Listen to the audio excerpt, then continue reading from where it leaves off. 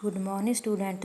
ਅੱਜ ਅਸੀਂ political theory and political science the difference ਬਾਰੇ ਗੱਲ ਕਰਾਂਗੇ। ਆਮ ਕਰਕੇ ਕੀ ਹੈ, ਪੋਲੀਟੀਕਲ ਥਿਊਰੀ ਅਤੇ ਪੋਲੀਟੀਕਲ ਸਾਇੰਸ ਹੈ ਜੋ ਇਹਨਾਂ ਦੇ ਵਿੱਚ ਕਾਫੀ ਅੰਤਰ ਹੈ ਜੋ ਨਹੀਂ ਮੰਨਿਆ ਜਾਂਦਾ, ਪਰ ਇਹਨਾਂ ਦੇ ਵਿੱਚ ਕਾਫੀ ਵੱਡਾ ਅੰਤਰ ਇਹ ਹੈ ਕਿ ਜੋ ਪੋਲੀਟੀਕਲ ਥਿਊਰੀ ਹੈ ਉਹ ਪੋਲੀਟੀਕਲ ਸਾਇੰਸ ਦਾ ਹੀ ਇੱਕ ਪਾਰਟ ਹੈ, ਉਸ ਦੀ ਹੀ ਇੱਕ ਬ੍ਰਾਂਚ ਮੰਨੀ ਜਾਂਦੀ ਹੈ। ਪੋਲੀਟੀਕਲ ਥਿਊਰੀ ਕੀ ਹੈ? ਜੋ ਰਾਜਨੀਤਿਕ ਸਿਧਾਂਤ ਨੇ, ਇਸ ਦੇ ਵਿੱਚ ਰਾਜ ਅਤੇ ਸਰਕਾਰ ਦੇ ਕਾਰਜਾਂ ਦੀ ਵਿਆਖਿਆ ਕਰਨ ਦੇ ਨਾਲ ਹੀ ਸੰਬੰਧਿਤ ਨਹੀਂ ਹੁੰਦਾ, ਸਗੋਂ ਇਸ ਦੇ ਵਿੱਚ ਮਨੁੱਖ ਦੀਆਂ ਲੋੜਾਂ, ਉਸਦੀ ਮੰਗਾਂ ਦਾ, ਤੱਥਾਂ ਦਾ ਵਿਸ਼ਲੇਸ਼ਣ ਕਰਕੇ ਕੁਝ ਨਿਸ਼ਚਿਤ ਸਿੱਟੇ ਕੱਢੇ ਜਾਂਦੇ ਨੇ, ਉਹਨਾਂ ਦਾ ਐਨਾਲਾਈਜ਼ ਕੀਤਾ ਜਾਂਦਾ ਹੈ। ਜੋ ਰਾਜਨੀਤਿਕ ਤੱਥਾਂ ਦਾ, ਘਟਨਾਵਾਂ ਦਾ, ਪ੍ਰਣਾਲੀਆਂ ਦਾ, ਰਾਜਨੀਤਿਕ ਵਿਧੀਆਂ ਦਾ ਸਰਵਪੱਖੀ ਹੈ ਜੋ ਵਿਸ਼ਲੇਸ਼ਣ ਕਰਕੇ ਜੋ ਸਿੱਟੇ ਕੱਢੇ ਜਾਂਦੇ ਨੇ, ਉਹ ਸਿੱਟੇ ਕੀ ਨੇ? ਪੋਲੀਟੀਕਲ ਥਿਊਰੀ ਦਾ ਹੀ ਭਾਗ ਮੰਨੇ ਜਾਂਦੇ ਨੇ। ਹੁਣ ਅਸੀਂ ਗੱਲ ਕਰਦੇ ਹਾਂ ਪੋਲੀਟੀਕਲ ਸਾਇੰਸ ਕੀ ਹੈ। ਇਸ ਦੇ ਪ੍ਰਸਿੱਧ ਵਿਦਵਾਨ ਨੇ ਜੋ ਗਾਰਨਰ ਹੈ, ਉਹਨਾਂ ਦਾ ਕਹਿਣਾ ਹੈ ਕਿ ਜੋ ਪੋਲੀਟੀਕਲ ਸਾਇੰਸ ਹੈ ਇਸ ਦਾ ਆਰੰਭ ਵੀ ਅਤੇ ਅੰਤ ਵੀ ਕਿਹਦੇ ਨਾਲ ਹੁੰਦਾ? ਰਾਜ ਨਾਲ ਹੀ ਹੁੰਦਾ ਹੈ।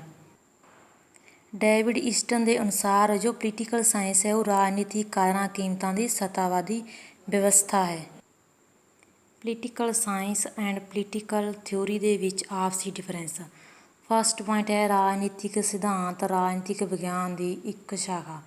ਭਾਵ ਕੀ ਹੈ? ਜੋ ਪੋਲੀਟੀਕਲ ਥਿਊਰੀ ਹੈ ਉਹ ਪੋਲੀਟੀਕਲ ਸਾਇੰਸ ਦੀ ਇੱਕ ਬ੍ਰਾਂਚ ਮੰਨੀ ਜਾਂਦੀ ਹੈ, ਜਿਸ ਦੇ ਵਿੱਚ ਕੀ ਹੁੰਦਾ ਹੈ? ਪੋਲੀਟੀਕਲ ਫਿਲਾਸਫੀ, ਪੋਲੀਟੀਕਲ ਥਾਟਸ ਹੁੰਦੇ ਨੇ, ਜੋ ਪੋਲੀਟੀਕਲ ਸਾਇੰਸ ਦੀਆਂ ਵੱਖ-ਵੱਖ ਬ੍ਰਾਂਚਸ ਮੰਨੀਆਂ ਜਾਂਦੀਆਂ ਨੇ।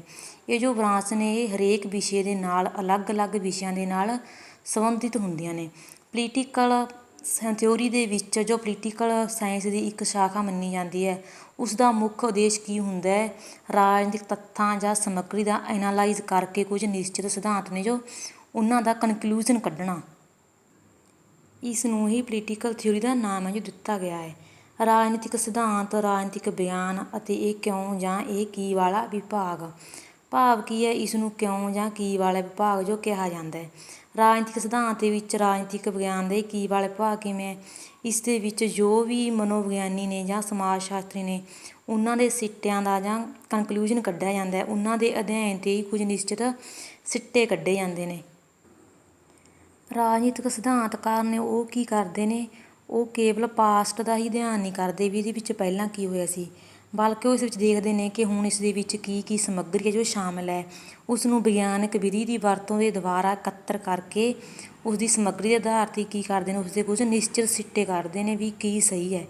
ਨੈਕਸਟ ਪੁਆਇੰਟ ਹੈ ਰਾਜਨੀਤਿਕ ਸਿਧਾਂਤ ਰਾਜਨੀਤਿਕ ਵਿਗਿਆਨ ਨੂੰ ਵਿਗਿਆਨਕਤਾ ਪ੍ਰਦਾਨ ਕਰਦਾ ਹੈ, ਜਦੋਂ ਕਿ ਰਾਜਨੀਤਿਕ ਵਿਗਿਆਨ ਰਾਜਨੀਤਿਕ ਸਿਧਾਂਤ ਨੂੰ ਵਿਸ਼ਲੇਸ਼ਣ ਲਈ ਸਮੱਗਰੀ ਦਿੰਦਾ ਹੈ। ਜੋ ਵੀ ਪੋਲੀਟੀਕਲ ਨਾਲ ਰਿਲੇਟਡ ਡਾਟਾ ਹੁੰਦਾ ਹੈ ਉਹ ਕੀ ਹੁੰਦਾ? ਪੋਲੀਟੀਕਲ ਸਾਇੰਸ ਦੇ ਨਾਲ ਹੀ ਰਿਲੇਟਡ ਹੁੰਦਾ ਹੈ। ਪੋਲੀਟੀਕਲ ਥਿਊਰੀ ਨੂੰ ਜੋ ਵੀ ਡਾਟਾ ਮਿਲਦਾ ਹੈ ਉਹ ਡਾਟਾ ਹੁੰਦਾ ਹੈ ਜੋ ਸਿਰਫ ਕੌਣ ਦਿੰਦਾ? ਉਸਨੂੰ ਪੋਲੀਟੀਕਲ ਸਾਇੰਸ ਹੀ ਦਿੰਦਾ ਹੈ। ਰਾਜਨੀਤਿਕ ਖੇਤਰ ਦੇ ਵਿੱਚ ਅਨੇਕਾਂ ਤਰ੍ਹਾਂ ਦੀਆਂ ਘਟਨਾਵਾਂ ਵਾਪਰਦੀਆਂ ਨੇ। ਇਹਨਾਂ ਘਟਨਾਵਾਂ ਨੂੰ ਰਾਜਨੀਤਿਕ ਸਿਧਾਂਤ ਦਾ ਉਦੇਸ਼ ਉਹਨਾਂ ਘਟਨਾਵਾਂ ਨੂੰ ਕੇਵਲ ਵਰਣਨ ਕਰਨ ਤੱਕ ਸੀਮਿਤ ਨਹੀਂ ਹੁੰਦਾ, ਬਲਕਿ ਕੀ ਹੁੰਦਾ ਉਸ ਦਾ ਚੰਗੀ ਤਰ੍ਹਾਂ ਐਨਾਲਾਈਜ਼ ਕਰਦਾ ਹੈ। ਕੁਝ ਸਿਧਾਂਤ ਨੇ ਜੋ ਨਿਸ਼ਚਿਤ ਹੁੰਦੇ ਨੇ, ਉਹਨਾਂ ਨੂੰ ਇਕੱਠਾ ਕੀਤਾ ਜਾਂਦਾ ਹੈ। ਰਾਜਨੀਤਿਕ ਸਮੱਗਰੀ ਦਾ ਮੁਲਾਂਕਣ ਰਾਜਨੀਤਿਕ ਵਿਗਿਆਨ ਨਹੀਂ ਸਗੋਂ ਰਾਜਨੀਤਿਕ ਸਿਧਾਂਤ ਕਰਦਾ ਹੈ। ਭਾਵ ਕੀ ਹੈ? ਇਸ ਵਿੱਚ ਜੋ ਰਾਜਨੀਤਿਕ ਸਿਧਾਂਤਕਾਰ ਨੇ ਉਹ ਰਾਜਨੀਤਿਕ ਸਮੱਗਰੀ ਦੀ ਕੀ ਕਰਦੇ ਨੇ? ਵਿਆਖਿਆ ਕਰਦੇ ਨੇ। ਉਸ ਦੀ ਚੰਗੀ ਤਰ੍ਹਾਂ ਖੋਜ ਪੜਤਾਲ ਕੀਤੀ ਜਾਂਦੀ ਹੈ। ਵਿਆਖਿਆ ਦੇ ਨਾਲ ਨਾਲ ਉਹ ਰਾਜਨੀਤਿਕ ਸਮੱਗਰੀ ਦਾ ਵੀ ਮੁਲਾਂਕਣ ਕਰਦੇ ਨੇ ਵੀ ਇਸ ਵਿੱਚ ਕੀ ਕੁਝ ਸ਼ਾਮਿਲ ਹੈ। ਇਸ ਦੇ ਨਾਲ ਹੀ ਲੋਕਾਂ ਦੀਆਂ ਲੋੜਾਂ, ਇੱਛਾਵਾਂ ਅਤੇ ਮੰਗਾਂ ਨੂੰ ਸ਼ਾਮਿਲ ਕੀਤਾ ਜਾਂਦਾ ਹੈ। ਉਹਨਾਂ ਦਾ ਚੰਗੀ ਤਰ੍ਹਾਂ ਐਨਾਲਾਈਜ਼ ਕੀਤਾ ਜਾਂਦਾ ਹੈ। ਜਦੋਂ ਰਾਜਨੀਤਿਕ ਸਰਕਾਰ ਜਾਂ ਉਸਦੇ ਰੂਪਾਂ ਜਾਂ ਕੰਮਾਂ ਦਾ ਅਧਿਐਨ ਕੀਤਾ ਜਾਂਦਾ ਹੈ ਤਾਂ ਉਸ ਦਾ ਉਦੇਸ਼ ਹੈ ਜੋ ਇਹ ਨਹੀਂ ਹੁੰਦਾ, ਸਗੋਂ ਕੀ ਹੁੰਦਾ? ਇਸ ਵਿੱਚ ਮਨੁੱਖ ਦੀਆਂ ਲੋੜਾਂ ਅਤੇ ਉਸਦੀਆਂ ਮੰਗਾਂ ਨੂੰ ਵੀ ਦੇਖਿਆ ਜਾਂਦਾ ਹੈ, ਜੋ ਉਸਦੇ ਮੇਨ ਉਦੇਸ਼ ਹੁੰਦੇ ਨੇ। ਇਹ ਕੀ ਹੈ? ਰਾਜਨੀਤਿਕ ਸਿਧਾਂਤ ਹੈ। ਰਾਜਨੀਤਿਕ ਸਿਧਾਂਤ ਇਕਾਤਮਕ ਸਰੂਪ ਦਾ ਹੈ, ਜਦੋਂ ਕਿ ਰਾਜਨੀਤਿਕ ਵਿਗਿਆਨ ਹੈ ਜੋ ਉਸ ਦੀਆਂ ਕਈ ਸ਼ਾਖਾਵਾਂ ਹੁੰਦੀਆਂ ਨੇ। ਜਿਵੇਂ ਕਿ ਅਸੀਂ ਪਿੱਛੇ ਵੀ ਗੱਲ ਕਰ ਚੁੱਕੇ ਹਾਂ, ਜੋ ਪੋਲੀਟੀਕਲ ਥਿਊਰੀ ਹੈ ਉਹ ਪੋਲੀਟੀਕਲ ਸਾਇੰਸ ਦਾ ਹੀ ਇੱਕ ਪਾਰਟ ਹੈ, ਉਸ ਦੀ ਹੀ ਇੱਕ ਬ੍ਰਾਂਚ ਮੰਨੀ ਜਾਂਦੀ ਹੈ। ਰਾਜਨੀਤਿਕ ਸਿਧਾਂਤ ਦੇ ਵਿੱਚ ਰਾਜਨੀਤਿਕ ਵਿਗਿਆਨ ਦੇ ਵਿਸ਼ੇ ਵਸਤੂ ਦੇ ਨਾਲ ਵੱਖ-ਵੱਖ ਪੱਖਾਂ ਦਾ ਵਿਸ਼ਲੇਸ਼ਣ ਕਰਕੇ ਉਹਨਾਂ ਦੇ ਸਿਧਾਂਤ ਨੇ ਜੋ ਨਿਸ਼ਚਿਤ ਕੀਤੇ ਜਾਂਦੇ ਨੇ। ਪਰ ਕੀ ਹੈ, ਜਦੋਂ ਰਾਜਨੀਤਿਕ ਸਿਧਾਂਤ ਦੀਆਂ ਆਪਣੀਆਂ ਕਈ ਵੱਖਰੀਆਂ ਜੋ ਸ਼ਾਖਾਵਾਂ ਨਹੀਂ ਹੁੰਦੀਆਂ, ਇਸ ਕਰਕੇ ਇਕਾਤਮਕ ਸਰੂਪ ਦਾ ਵਿਸ਼ਾ ਹੈ ਜੋ ਮੰਨਿਆ ਜਾਂਦਾ ਹੈ। ਰਾਜਨੀਤਿਕ ਸਿਧਾਂਤ ਦੇ ਖੇਤਰ ਦੇ ਮੁਕਾਬਲੇ ਰਾਜਨੀਤਿਕ ਵਿਗਿਆਨ ਦਾ ਖੇਤਰ ਬਹੁਤ ਵਿਸ਼ਾਲ ਹੈ।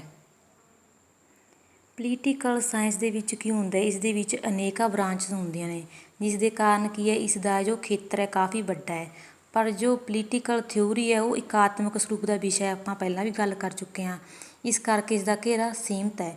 ਪਰ ਜੇਕਰ ਕੋਈ ਰਾਜਨੀਤਿਕ ਸਿਧਾਂਤਕਾਰ ਸਰਕਾਰ ਦੇ ਕੰਮਾਂ ਕਾਰਜਾਂ ਜਾਂ ਉਸਦੀ ਕਾਰਜਸ਼ੀਲਤਾ ਦੇ ਕਿਸੇ ਵਿਸ਼ੇਸ਼ ਪੱਖ ਦਾ ਐਨਾਲਾਈਜ਼ ਕਰਦਾ ਹੈ, ਉਸਦੇ ਸਿਧਾਂਤ ਨਿਸ਼ਚਿਤ ਕਰਦਾ ਹੈ, ਤਾਂ ਸਰਕਾਰ ਦੀ ਕਾਰਜਸ਼ੀਲਤਾ ਦਾ ਉਹ ਪੱਖ ਰਾਜਨੀਤਿਕ ਸਿਧਾਂਤ ਦੇ ਖੇਤਰ ਦੇ ਵਿੱਚ ਸ਼ਾਮਿਲ ਹੋ ਸਕਦਾ ਹੈ।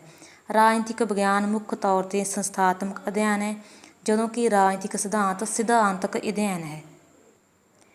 ਪੋਲੀਟੀਕਲ ਥਿਊਰੀ ਅਤੇ ਪੋਲੀਟੀਕਲ ਸਾਇੰਸ ਦੇ ਵਿੱਚ ਸਭ ਤੋਂ ਵੱਡਾ ਡਿਫਰੈਂਸ ਹੈ ਜੋ ਇਹ ਹੀ ਹੈ ਕਿ ਜੋ ਪੋਲੀਟੀਕਲ ਥਿਊਰੀ ਹੈ ਉਹ ਉਸਦਾ ਇੱਕ ਪਾਰਟ ਹੈ, ਜਦ ਕਿ ਪੋਲੀਟੀਕਲ ਸਾਇੰਸ ਦੇ ਵਿੱਚ ਵਿਗਿਆਨ ਮੁੱਖ ਤੌਰ 'ਤੇ ਇਸ ਦੇ ਵਿੱਚ ਸੰਸਥਾਤਮਕ ਅਧਿਐਨ ਕੀਤਾ ਜਾਂਦਾ ਹੈ। ਭਾਵ ਕਿ ਇਸ ਦੇ ਵਿੱਚ ਰਾਜ, ਸਰਕਾਰ ਅਤੇ ਹੋਰ ਕਈ ਰਾਜਨੀਤਿਕ ਗਤੀਵਿਧੀਆਂ ਦਾ ਜੋ ਮੁੱਖ ਤੌਰ 'ਤੇ ਵਰਣਨ ਕੀਤਾ ਜਾਂਦਾ ਹੈ, ਜਿਸ ਕਰਕੇ ਇਸ ਨੂੰ ਸੰਸਥਾਤਮਕ ਅਧਿਐਨ ਕਿਹਾ ਜਾਂਦਾ ਹੈ। ਇਸ ਤਰ੍ਹਾਂ ਇਸ ਦੇ ਵਿੱਚ ਪਤਾ ਕੀਤਾ ਜਾਂਦਾ ਹੈ ਕਿ ਪਾਸਟ ਦੇ ਵਿੱਚ ਹੈ ਕਿ ਰਾਜ ਕੀ ਸੀ ਅਤੇ ਹੁਣ ਕੀ ਹੈ। ਪਰ ਜਦੋਂ ਰਾਜਨੀਤਿਕ ਵਿਗਿਆਨ ਇਹ ਤੱਥਾਂ ਦਾ ਅਧਿਐਨ ਕਰਦਾ ਹੈ ਕਿ ਫਿਊਚਰ ਦੇ ਵਿੱਚ ਜੋ ਰਾਜ ਕਿਹੋ ਜਿਹਾ ਹੋਣਾ ਚਾਹੀਦਾ ਹੈ, ਤਾਂ ਉਹ ਰਾਜਨੀਤਿਕ ਸਿਧਾਂਤ ਦੇ ਪਰਖ ਨੂੰ ਹੀ ਪ੍ਰਗਟ ਕਰਦਾ ਹੈ।